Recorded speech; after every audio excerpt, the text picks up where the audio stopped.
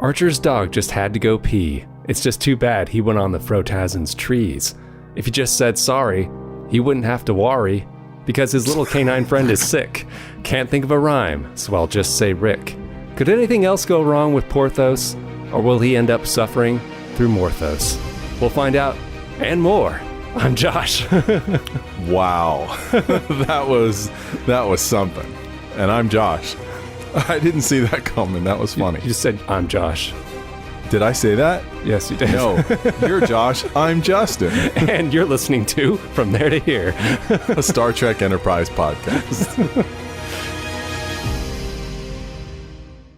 Some notable bits of information. What? Do you have to give a description first? Still my turn. Oh, I'm sorry. I have to do my IMDb stuff. I thought I did this first. No. Oh, you're wrong. Okay. So this is season 2, episode 5, A Night in Sickbay. We've been waiting a long time for this. We have. Glad we're here. Is this our season 1's version of Bernadette? No. Is this what we've been waiting for? Like this big one that has a reputation? No. We were waiting for 2 days and 2 nights. We knew there was a dog coming up. We weren't looking forward to it. That was Bernadette. But we knew in season 1, and coincidentally early in season 1, just like this is early season 2, that this one was coming. Yeah. Whether you like it or not, it does carry a reputation. Sure, but we weren't talking it up like we were with 2 days and 2 nights. Okay, so on the IMDb, this is what it's about. After previously offending the Cretaceans, Enterprise attempts to make a better second impression, only to upset the alien race once again. A frustrated Captain Archer returns from the planet only to be further upset to find his dog Porthos has been affected by a pathogen native to the world. While Phlox works around the clock treating Porthos, Archer stands vigil in sickbay, experiencing firsthand the quirky everyday life of his Denovian doctor. So on the IMDb, this is rated. What do you think? In the 6s. Yeah, 6.6. Okay. 6.6. So that is that's a stinker. According to as the far people as what, yeah. According to what the IMDb voters think anyway. That's a stinker. Okay, now it's your turn. Okay. So a couple bits of trivia here.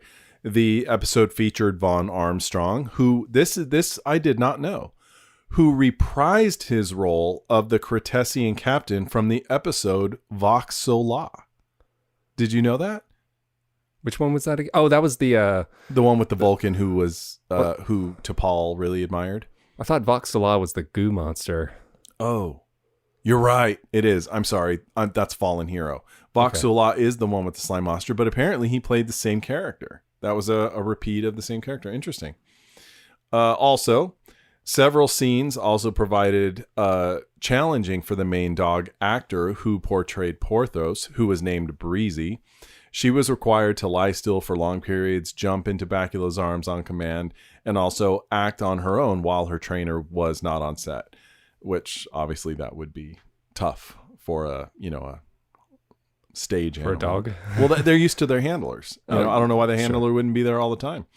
Anyway, Berman compared the relationship between Archer and Phlox to The Odd Couple, saying that the episode was, quote, a lot of fun. The episode was also nominated for a 2003 Hugo Award for Best Dramatic Presentation, short form, and received the highest Nielsen ratings for any episode of Enterprise during season 2 at that point. Critical reception at the time was mixed, and in retrospect, reviews were more negative. Well, reviews be damned. I like this episode. What do you think? I enjoy it. I like it. It's not perfect. No. And I do have some definitely have some comments, but I enjoy the episode. I think it is unfairly trashed. Maligned. In fact, let me ask you. So you said IMDb rated it a 6.6. I have to refer to this one because this is, I think, our biggest stinker. Mm-hmm. Oh my gosh, I just said it.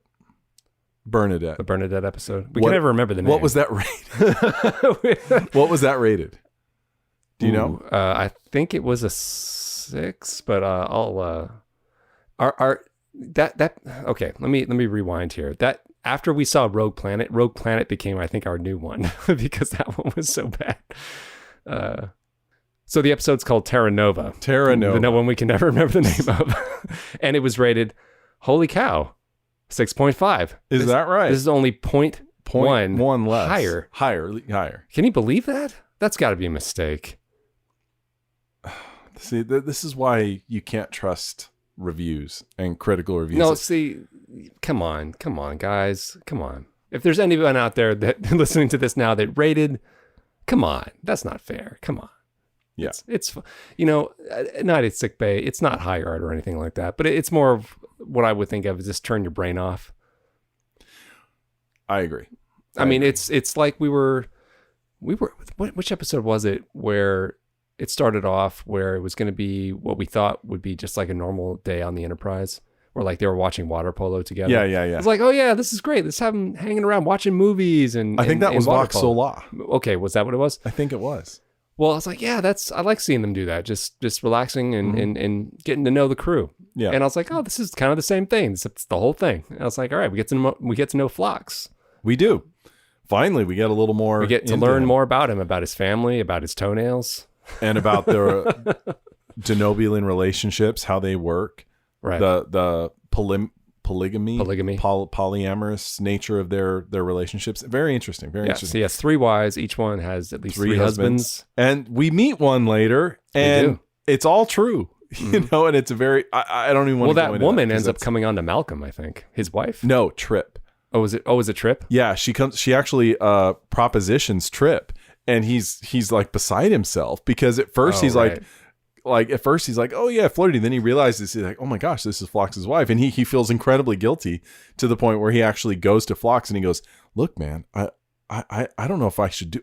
I have to tell you, she made a pass at me, and he goes, oh my gosh, did she do that thing for you? And he goes, what? And he goes, you should have her do it. It's great. And he's like, aren't you mad? He's like, I would punch me. He goes, no, that's the difference between our cultures. Don't you humans understand? It's different everywhere. You should totally do it and let me know how it is. And he's like, you're a freak. You're all weird. I can't be a part of this.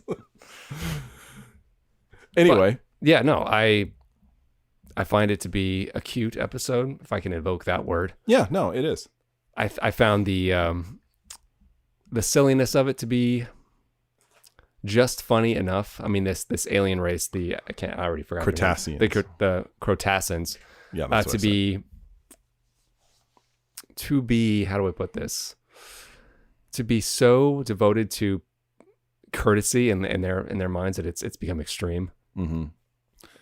Well, is it even so much that as much as they were offended by something, therefore they feel they are due a proper apology? Yes, but their level of being offended, it's so easy to offend them apparently. Well, compared to our society, yes. and then what you have to do to basically to be forgiven, like it's completely ridiculous. I mean, of course, he chainsaws a tree into several chunks, has to lay them out in a particular pattern in order to appease them, and while reciting something. Yes, I forgot. Yeah. It's like the Alan Moraine thing. You have to say it too. Yeah, but just remember, man, Commander Riker wore feathers. Remember that was Angel 1, where the Mistress Piata. He showed his chest hair. Yeah, too. and she gives him this outfit, and it's very chesty, and he's all proud, and the women are like mocking him, and he goes, "What's the weird thing?" He said, "Hey, it's just their custom here. On this planet, I did this. On something, I wore feathers." And he's like, "This is what I wear here." And he was like, "Get over it. It's a cultural thing. It is what it is." Yeah, and Archer wore some kind of beads. Yeah, some sort of weird head dressing. I think they were trying to embarrass him. Yes, they were trying. So there are some standout moments in this episode. Of course, we get 2 decon scenes, or is it 3? Well, one real one. Well, okay, so it's 2. One real, one imaginary. Of course, I've forgotten about these decon scenes. I thought we were done with them. I really thought we were too. I was kind of surprised to see it. To see them bring them back, and kind of in full force, because there was 3 people getting lubed up. Mm-hmm. And something I brought up was, when they leave.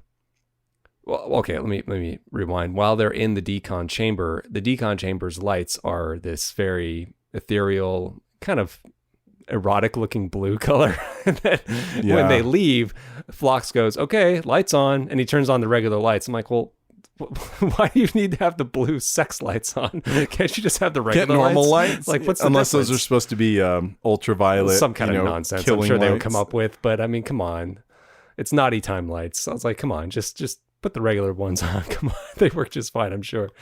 But they had 2 of those, and yeah, they were just as egregious as they've always been, and kind of embarrassing.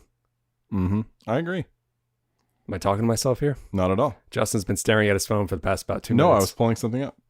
Okay. You tell me what it is, since I'm just talking to myself here.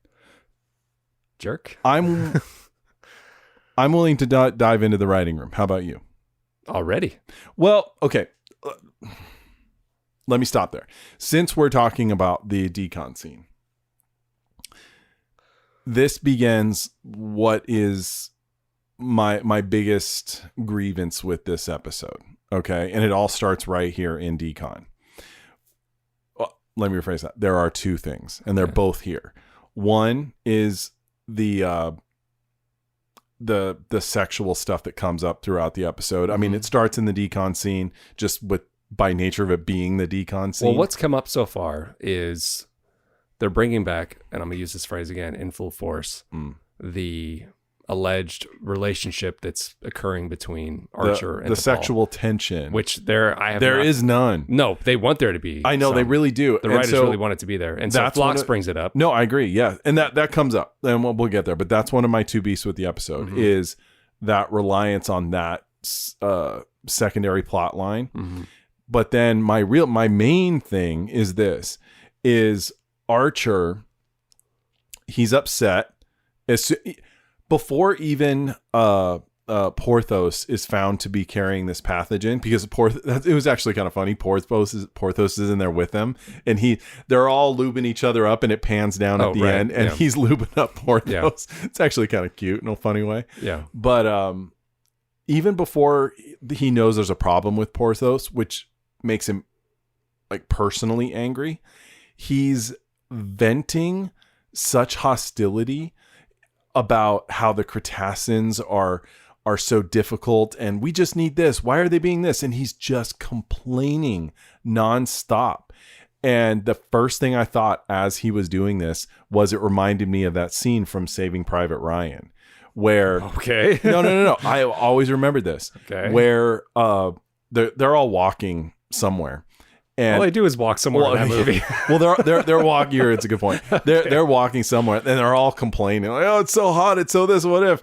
And how come we got to risk our lives for one guy? Yeah, Sarge? And Tom Hanks isn't saying anything, and someone goes, "Hey, Sarge, don't you ever complain?" He goes, "Yeah, but I don't complain downriver. I complain upward." Okay, and I think that was such a really good little bit that should honestly be shown in leadership seminars. You never complain to those below you, to those that take your orders.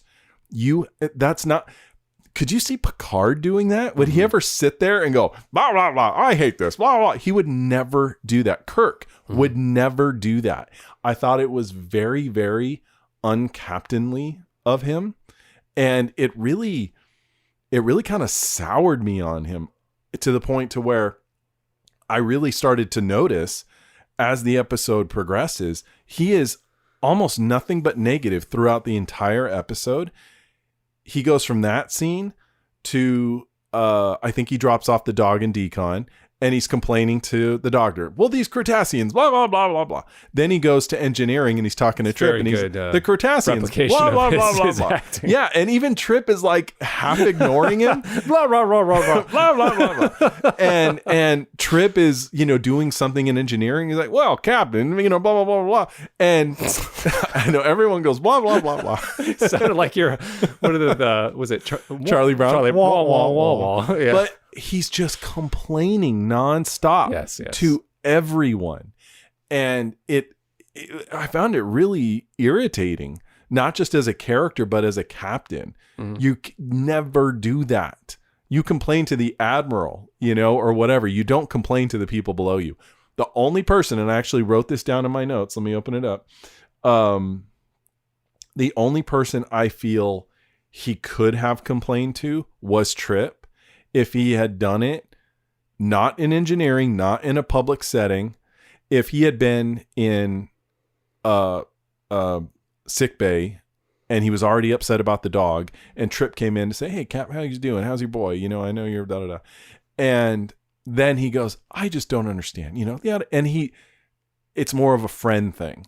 But because he was doing it with everyone, that does not just become a friend thing he would have been doing with Trip. It was a ship-wide bitch session that he just it was so unprofessional. Okay. Now, I'm not disagreeing with you wholly on this one. Okay. Oh, yeah. Oh, you are making some good points here. Okay. But I wouldn't call it a ship-wide complaint fest. No, that was obviously a stretch. But it didn't sound like pretty much it didn't sound like you were exaggerating. Everyone he came into contact with, he complained to. Everyone in the episode he encountered. Everyone. The doctor, Trip into Paul, and but Trip. Hoshi. Hold on here. Okay. Trip and Paul are basically Bones and Spock.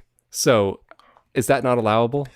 Kirk did vent to those two. There's a difference though. Kirk would express dissatisfaction with something. He would not, only to Bones would he outwardly complain. And even at that, he did it very rarely. And it was never a complaint about, when he would break down with Bones about something, it would be about something more personal, but he wouldn't complain about a mission. That's a job. He never complained about the job. Okay. Not to his subordinates. Okay. I felt like that was going to be your retort. And I agree with that too. I was just trying to open it up to a little bit more. Right. Okay. So, but what was I going to say? Can you imagine Picard walking into Riker's quarters and just going, damn it, Will, that admiral, she's just bitching up my ass, and I can't handle it. Oh, I don't know. And Worf's being an asshole all day. No, yes, that's where I was going. Thank you. Okay. Yeah, Picard would not do that. Right.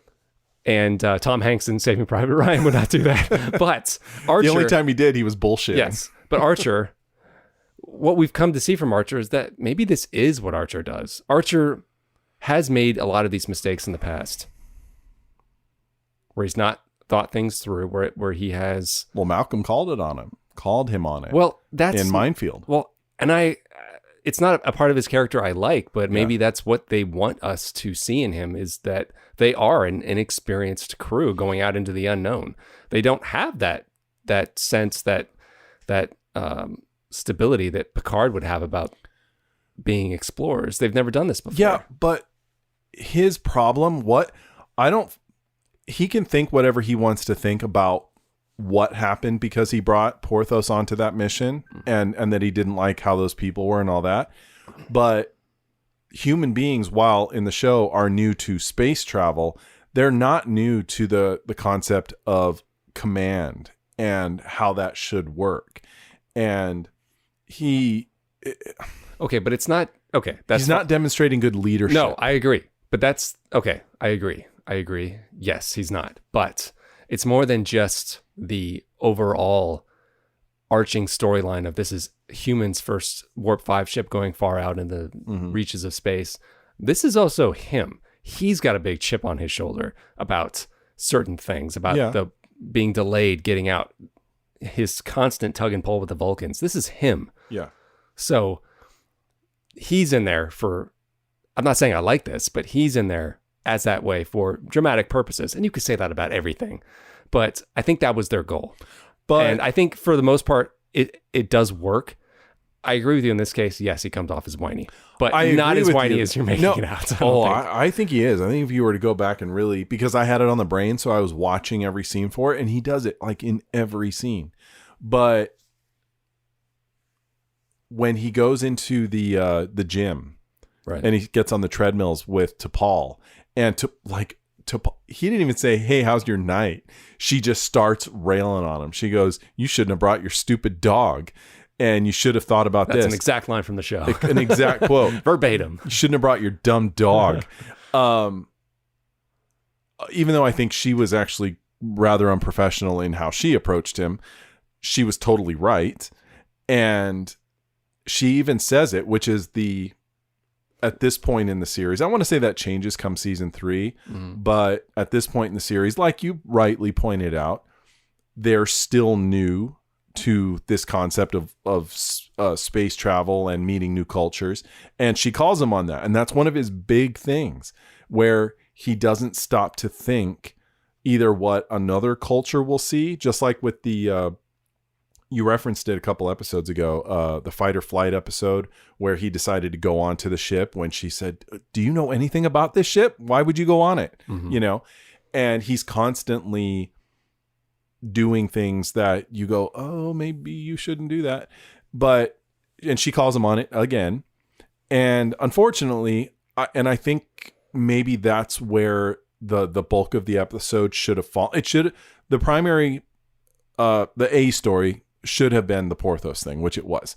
But I think the better B plot should have been him realizing that as upset as he is, there was a lesson to be learned, because I think T'Pol was right to call him out. And I think she was right in her assessment. She said, you're more concerned about your beagle than you are about the ship or the mission. And she said, that's a problem.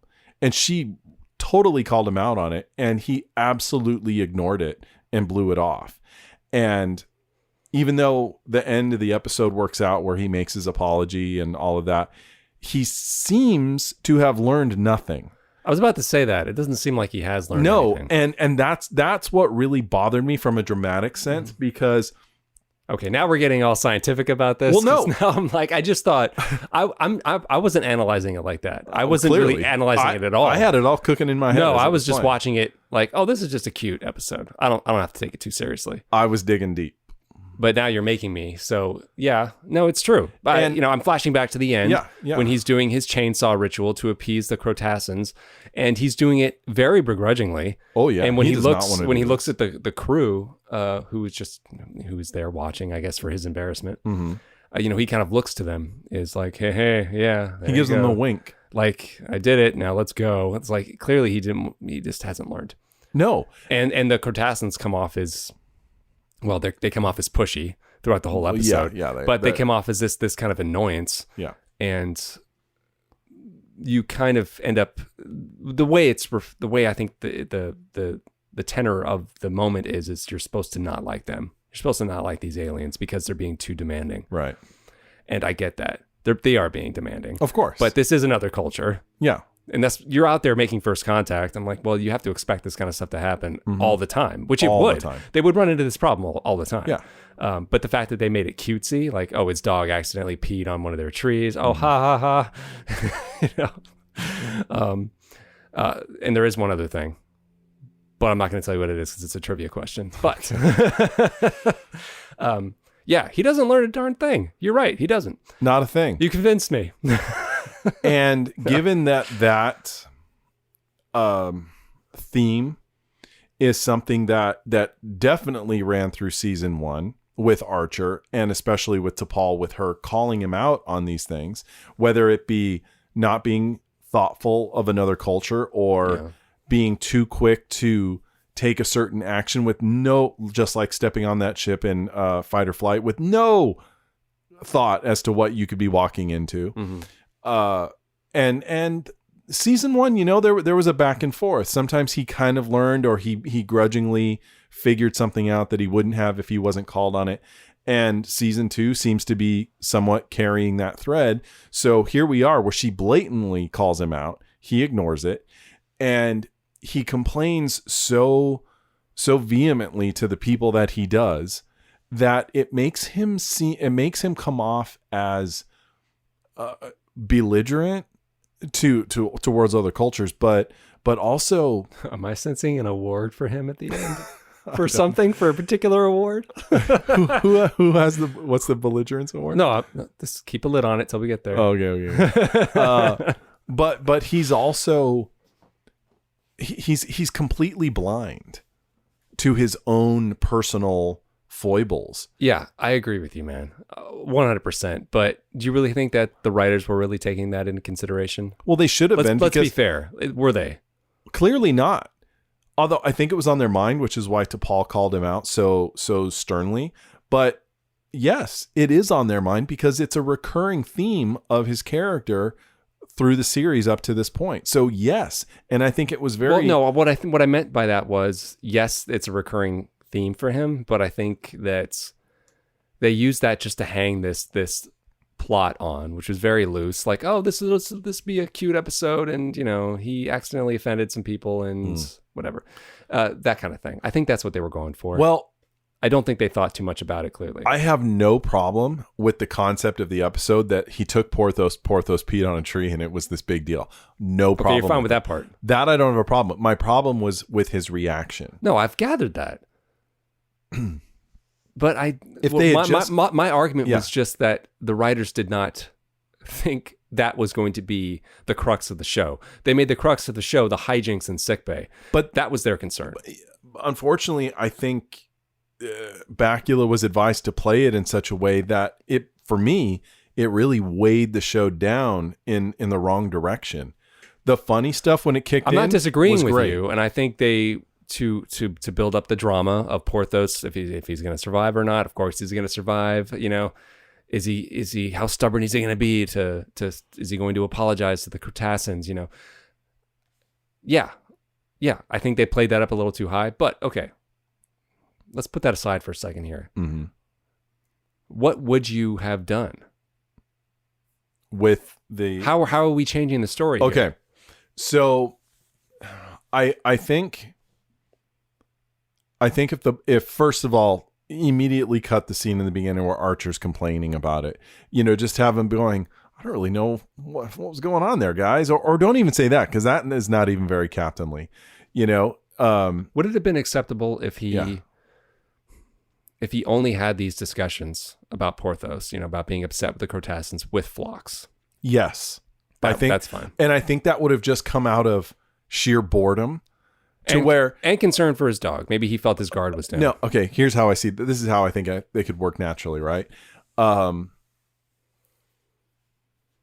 They could all be in decon, starting their thing, whatever they're talking.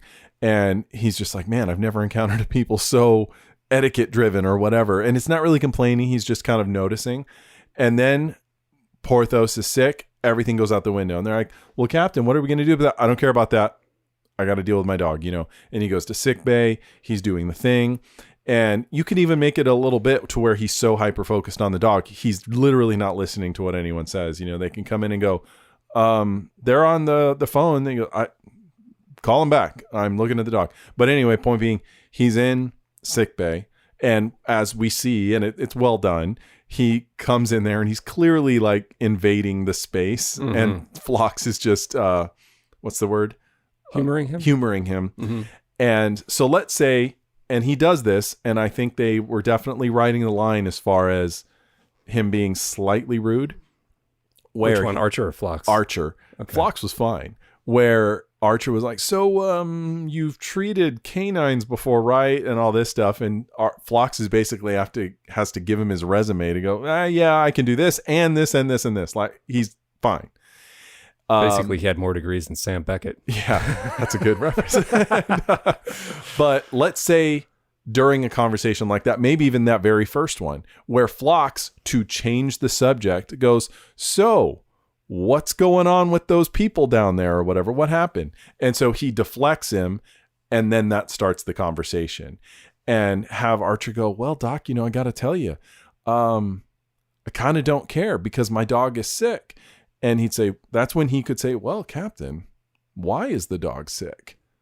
Well, we did this. And he said, okay. But he said, and maybe even have Phlox say, so he gets him to think critically about it. Gets him to think and have him go, I served on this one ship once where we went to this place and so, this happened, whatever, something to teach Archer a lesson, and have Archer start at that point, have Archer, as a captain should, in moments of calm without the crew around.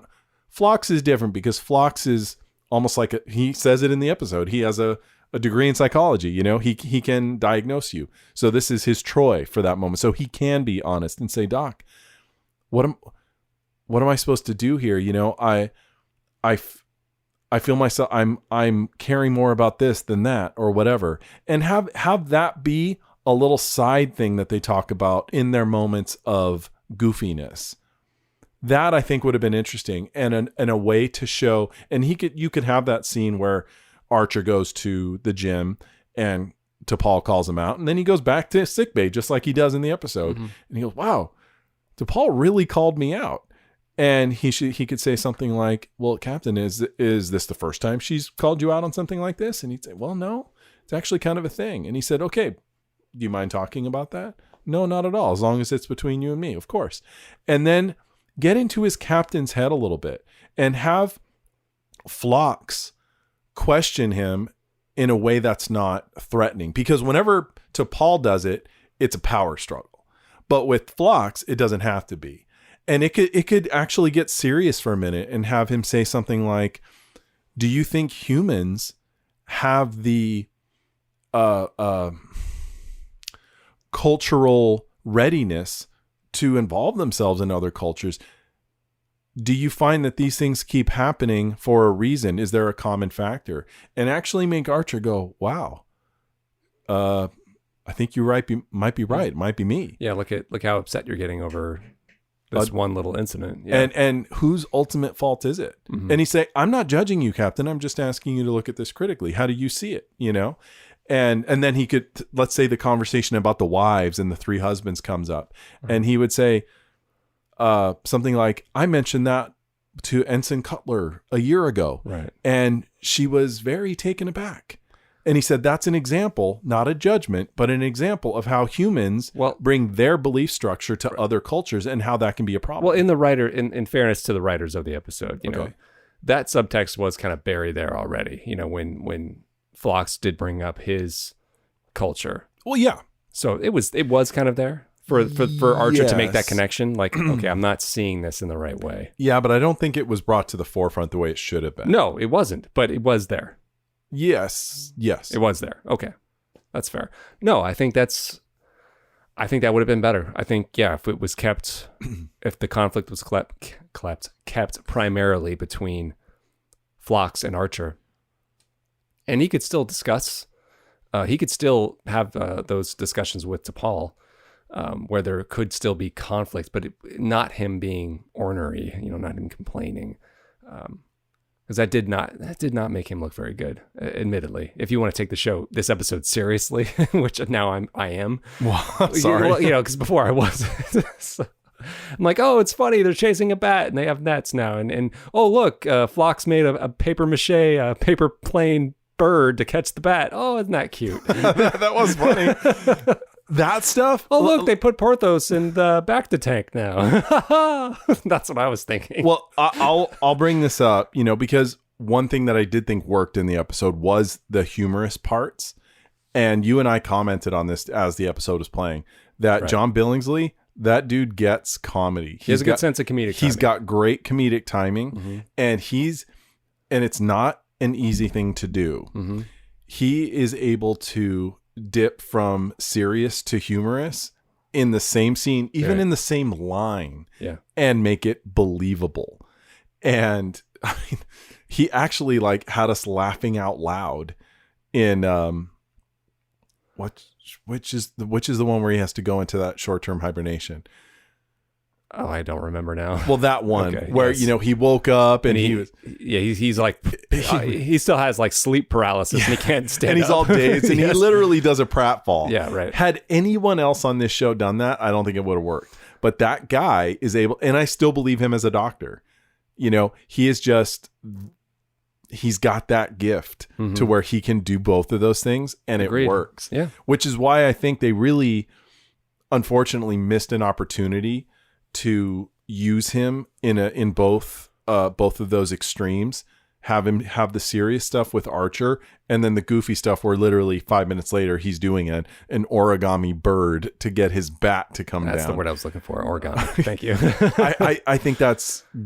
I think that would have been great and really would have helped flesh him out even more, because you and I have said many times we want more Phlox, you know, because he's so interesting.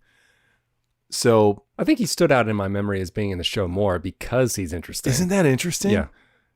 And I honestly don't think as the series goes on. This is the biggest, I mean, the most amount of screen time he's had probably since Dear Doctor, you know, in one episode, that is.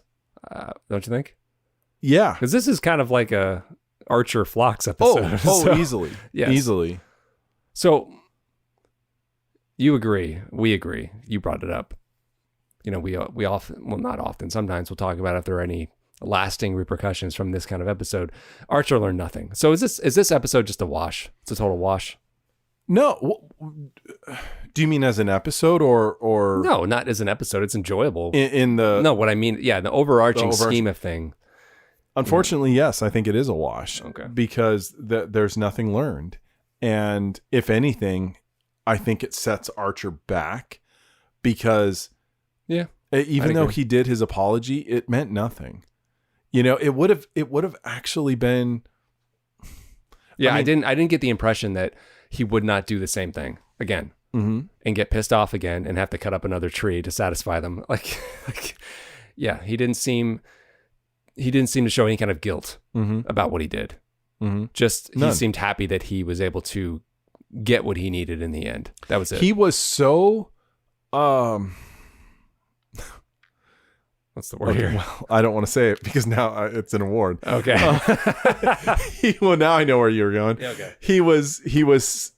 He had such an attitude about him that the idea of his being wrong or thinking about their perspective was completely out the window. He was to the point where he was arguing with Trip over how vital this part of the ship is, when his engineer is saying, Captain, I really don't want to just have this. We need the one they can give us. Right. I mean, he's trying to make excuses to get out of it because he has so little regard for what they found offensive. And on top of it now, he's upset about his dog. But he was upset already before the dog issue. Look, I agree with you 100%. Yeah. Yes, a captain should put his pride away for the benefit of his ship. Yeah. Yes. I'm just saying. But we have no episode. No, that's not true. I know. We'd have to completely restructure it, which we've kind of done here. Exactly. I mean, everything kind of would take place in the same basic order. We would take away his attitude stuff in the beginning. Okay, as long as that part's gone. Yeah, okay. And then have it strictly be with him and Phlox, where Phlox says, well, you know, I guess you got to go down there and apologize. I don't want to do that. And he would say, why is that, Captain?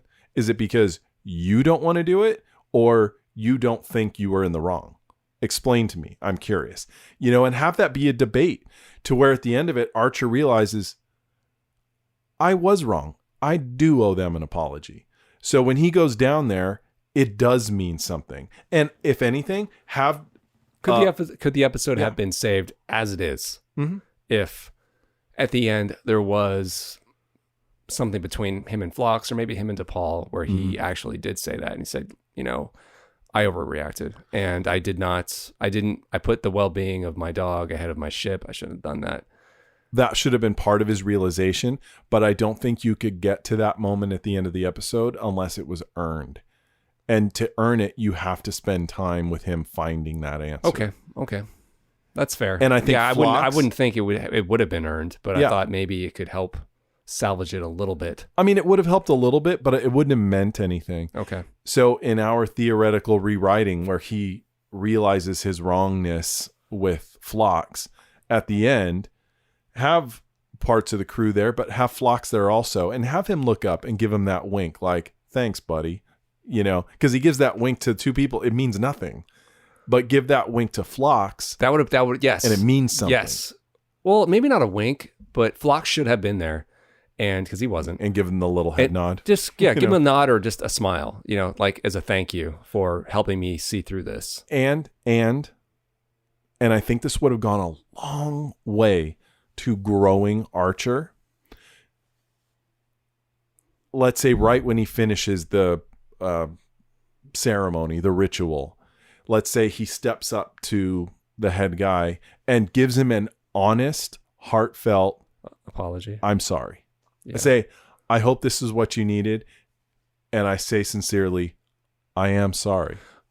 And you see it on his face. He means it. And that's it. And don't even, oh yeah. Okay. Have it be him looking at the guy, you know, over the guy's shoulder, and have him say, and honestly, I'm sorry. And don't even cut back to the alien guy. Doesn't matter what his face is. Have it fade out on Archer, because Archer has grown in that moment. And that fade out on Archer's face, because we see now, ooh, just like that scene. I would have liked, instead of an I'm sorry, if he just stuck his hand out. And that probably would have offended them because I know, but I mean, him saying anything could offend them. So I'm just saying, like, I think a handshake between that would have been for us, for the audience. No, I think the guy would have I think that if the alien, the Cretacean, accepted his hand and they shook hands, that would have been a bridge, and we would have known what that meant. Like, okay, despite their cultural differences, they found that this gesture means something to each other, and that's. Okay. How about this? Say he could do the thing, and then walk up to him and say, "That is your world's way of saying I'm sorry, and I respect that. On my world, we do this." And he puts out his hand. Oh yeah. And the guy looks at it and he thinks about it, and he said, and Archer could even say, because he's not going to know what it is. Yeah. And this could be part of Archer's growth, something he would have learned in talking to Phlox, that this species doesn't know about Earth either. So why would they know what that hand is? Sure. So Archer could say, we extend a hand, we actually touch and shake, and it means this. And have the guy look at it and think for a second. And then they both connect as the guy goes, okay. And they both realize they've now both learned something about another culture. Yes. That's it. Fade out. Yes, he says, yes, in my world, this was a custom to show that you meant no harm. And it shows that I'm holding nothing. Yes. I'm opening, there's no secrets.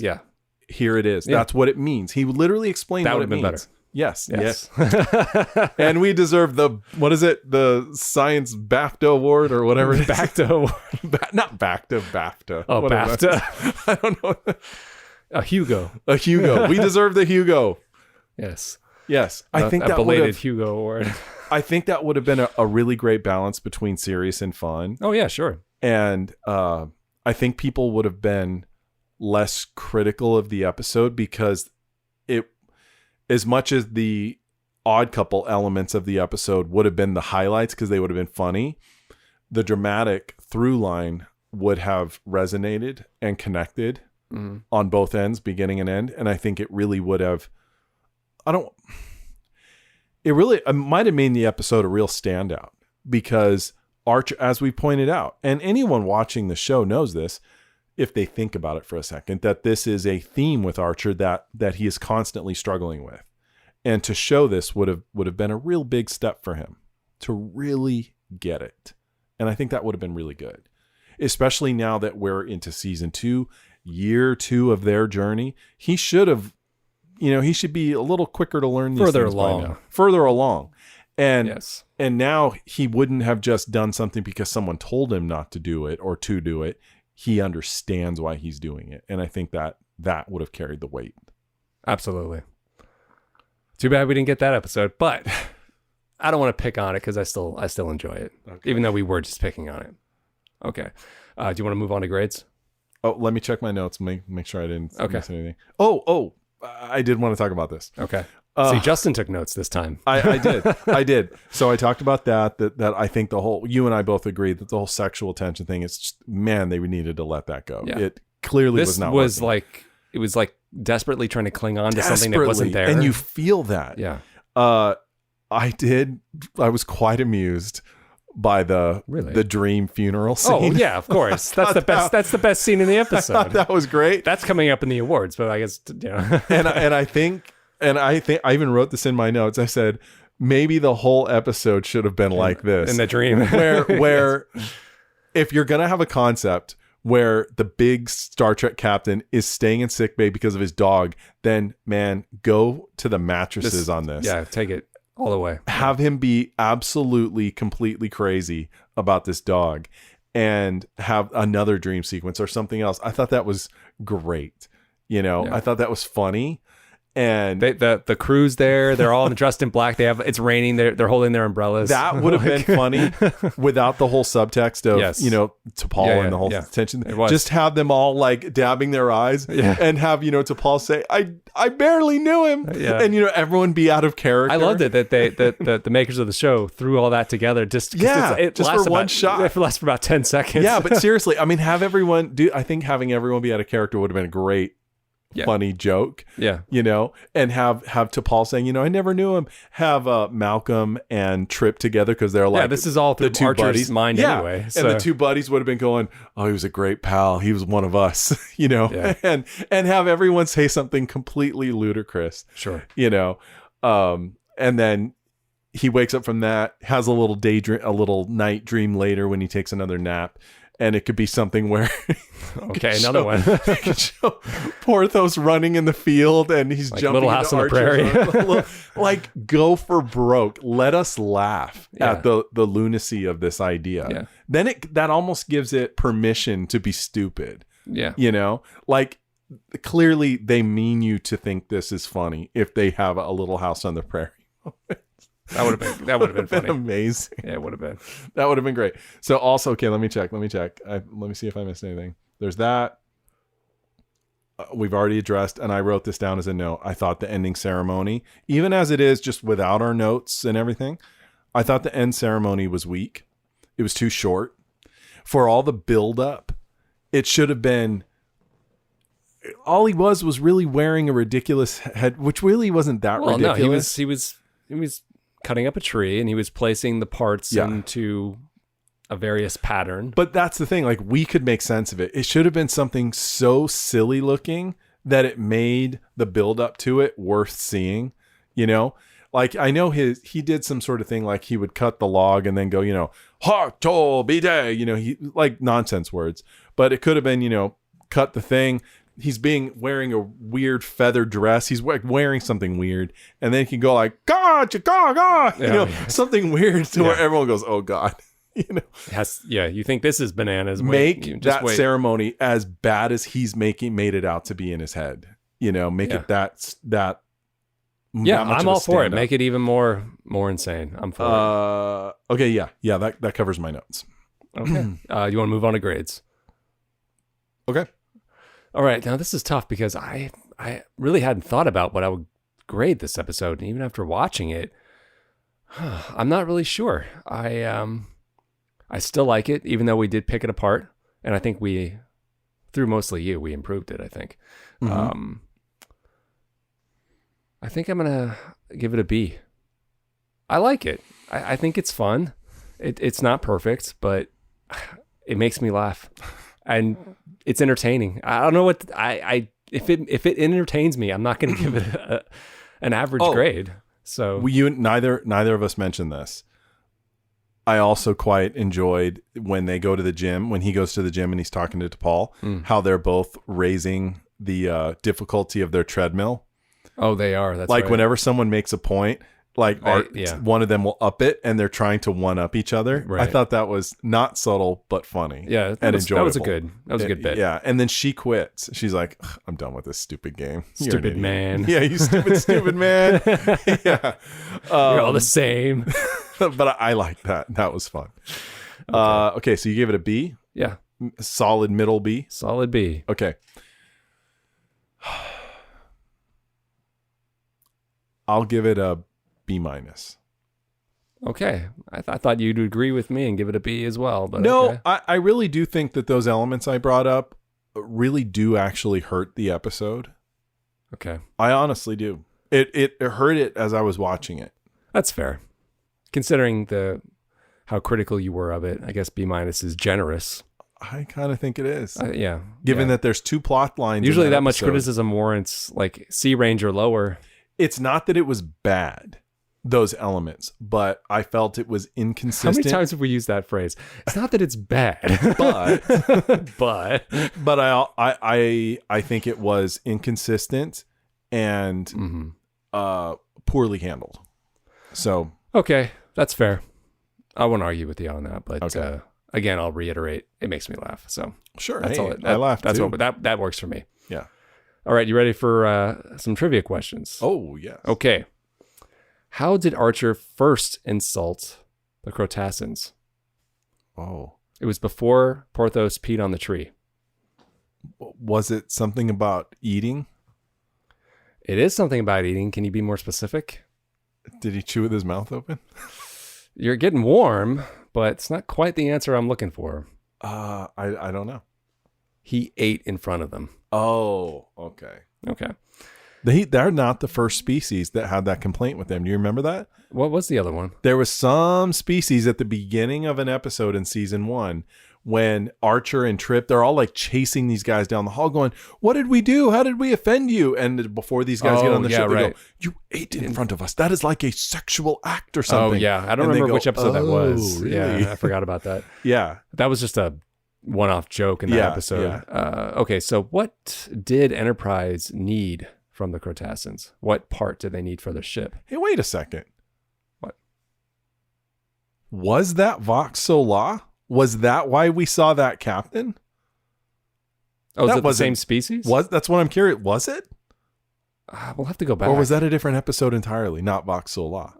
I don't even remember what exactly Vox Solar was now, because you brought it up so many times. That's the slimy it's become meaningless creature to me. Okay, it was that one. Yeah. But I just wonder, is that scene? Is it those characters? It might be. I wonder. Maybe they just reused the same makeup. That'd be kind of cool if it was the same species. So, what's the answer to my question? Oh, I'm sorry, what was the question? What part did the Enterprise need from the Cretaceans? Oh, plasma injector. Okay, very good. I know things. What kind of trees did Porthos urinate on? Oh. Palm trees. Palm trees. Southern oak. Alvera trees. Okay. That's all I have. Do you have any trivia for me? I don't think you do. No. It didn't look like you were keeping track of trivia. Yeah. Okay, so I was awards. too stuck in my head about this. You were. The B plot. What about awards? So we have to mention. Okay, go ahead. It's your award. This is okay. Archer easily gets the Trip Tucker Award for petulance. Yes. Yeah. What's the word I was looking for? Oh, I can't. Oh, that's an award. Yes. I can't believe it took me like 20 minutes to get there. But yeah, I was like, oh, that's what he means. Yes.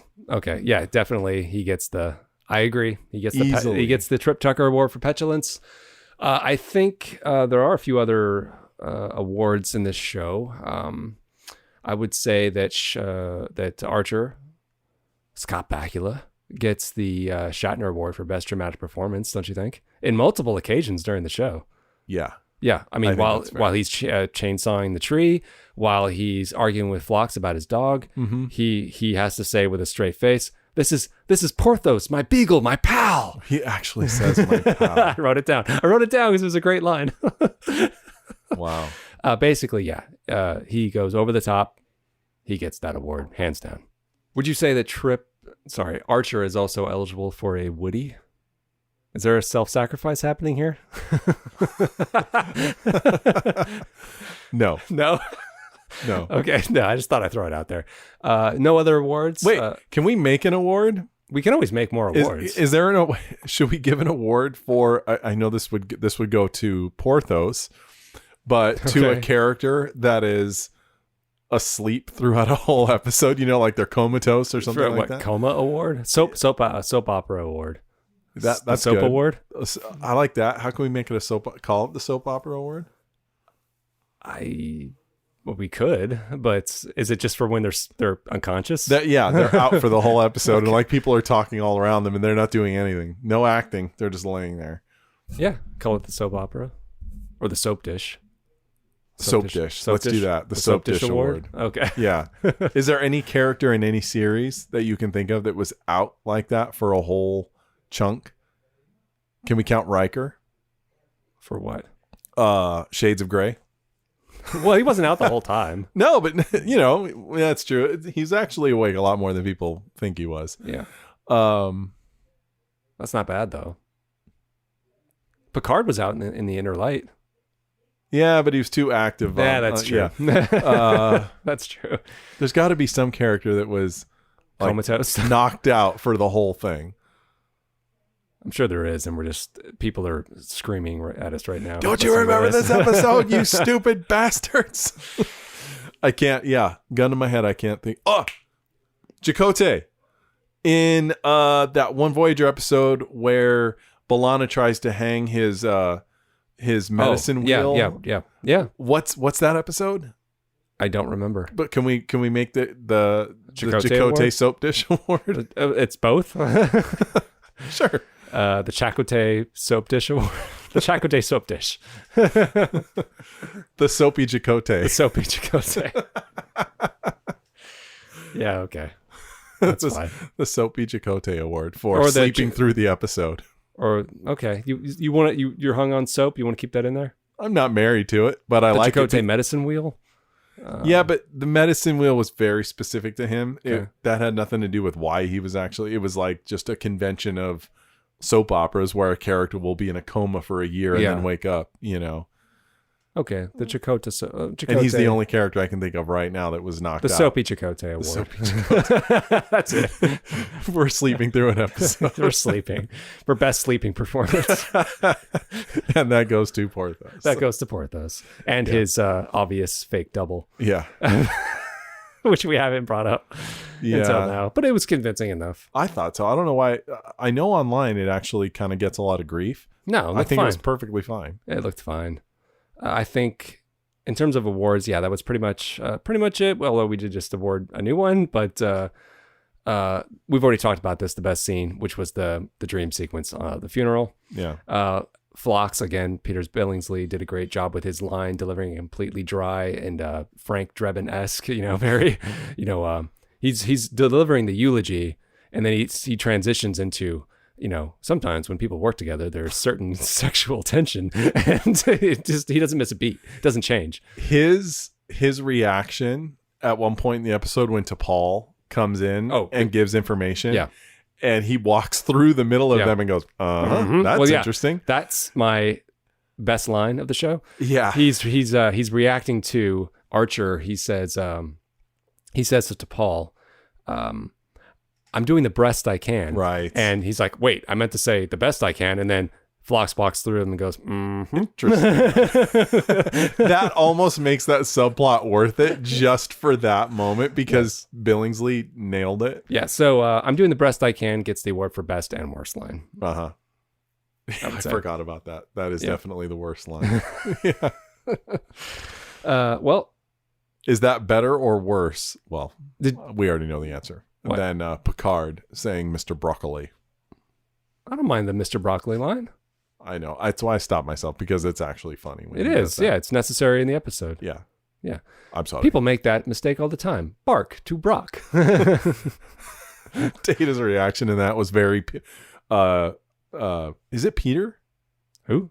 It's not Peter Billingsley. Is it? John Billingsley. John Billingsley. Peter Billingsley is from Christmas Story. Christmas Story. I knew when you were saying it. I was like, why am I thinking about A Christmas Story right now? Did I say Peter Billingsley? You did. I did? You did. That's why I thought it. You said it a minute ago. Well, how many Billingsleys do you know? I know. Fair enough. Okay. Easy mistake. Did you have any best or line? Any other that you wanted to highlight? I think we just tackled them.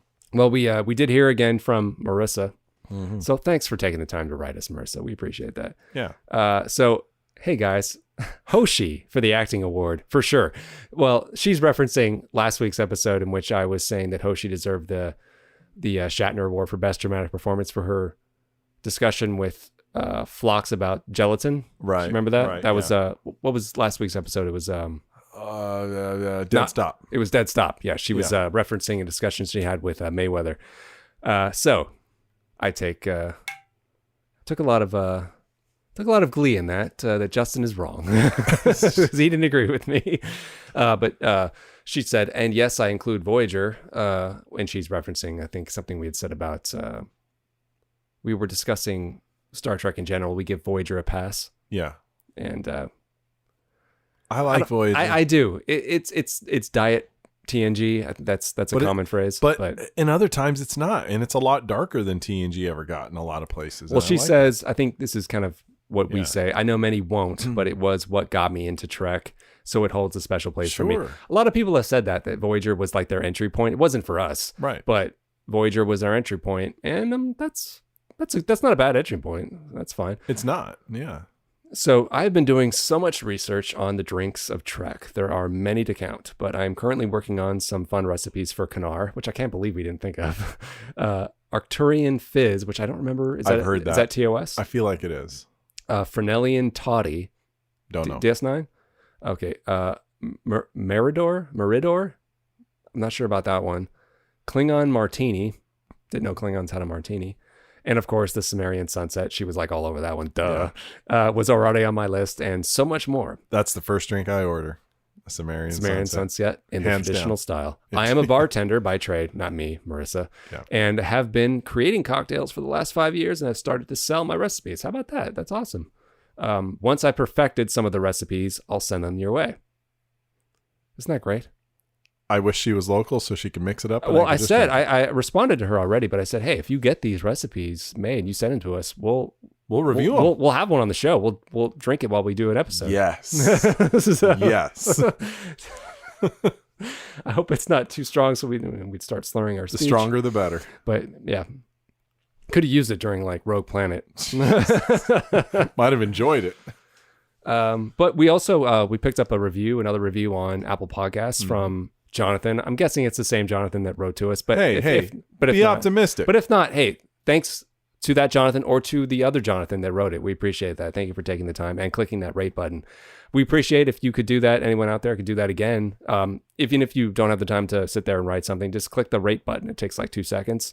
And of course, we love to hear from you. So write to us at podcast@gmail.com. No, that's not the address. Podcast NX01 at gmail.com. Forgot there for a second what our email address was. All right. Anything else you wanted to add? No, I think that's Can you tell me what's coming up next? Because I don't know. Marauders.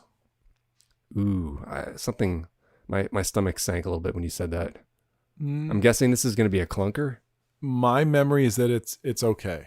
It's just okay. I'm pretty sure I know the episode. I can tell you what it's about. Don't tell me. Okay. Don't tell me. My memory is that it's all right. I know what we're gonna have issues with. Okay. Well, you're not giving me a lot of optimism here. No, it's not bad. It's not a bad episode. Still not. It's too late. All right. I'll see you in the next one. Yeah.